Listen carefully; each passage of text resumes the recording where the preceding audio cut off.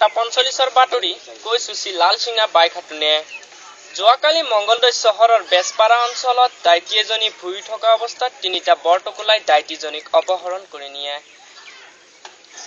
যোৱা 9 তাৰিখে অসমত জুই লগা কাৰণে বিহাৰৰ পৰা তিনিটা বিহাৰী অসমলৈ আহে। অসমৰ ব্ৰহ্মপুত্ৰৰ তিনিডাল টিকিনি হেৰাই লগে লগে 30টা ভেকুলী 32খন নৌকা লৈ বিচাৰে। এতিয়া এডাল টিকিনিৰ সন্ধান পোৱা গৈছে আৰু বাকি দুডাল টিকিনিৰ মৃত্যু ঘটা বুলি আঞ্চলিক বাতৰিত আহিছে।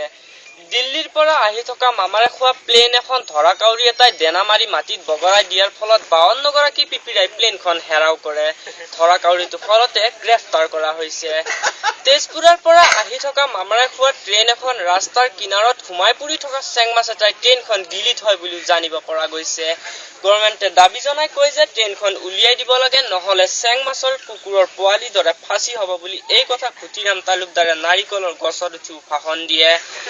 যোৱা নিশা পাকঘৰৰ পৰা মাছ ভজা লৈ অহা মেকুৰী এটা শান্তিৰক্ষা বাহিনীৰ হাতত ধৰা পৰে।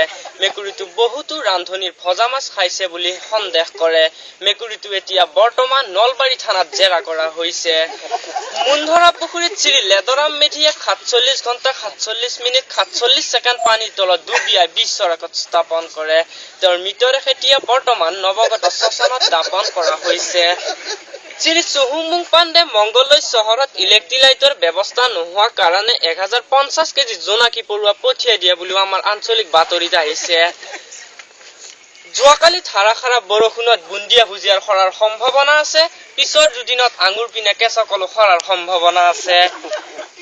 তেজবতী শৰ্মাই তেজৰ বস্তা পাৰি শুই থাকোতে জনজনে বাগৰি পৰাৰ বাতৰি আহিছে।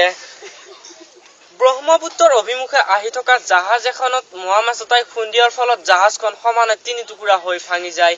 জাহাজখনত উঠি অহা 50 গৰাকী সেনামাখীৰ নিহত আৰু 52 গৰাকী সেনামাখীৰ আহত হৈছে বুলি আমাৰ বাতৰিত আহিছে। নতুন দিল্লীৰ পৰা পুৰাণ দিল্লীলৈ অহা 52 গৰাকী পিপিৰাইৰ জুই পোৱাতে দাড়ি পৰা যায় বুলিও জানিব পৰা গৈছে। গভৰ্ণমেণ্টে দাবী জনাই কয় যে এই মাহত দাড়ি গজাৰ কোনো সম্ভাৱনা নাই, অহা মাহতহে দাড়ি গজাৰ সম্ভাৱনা আছে।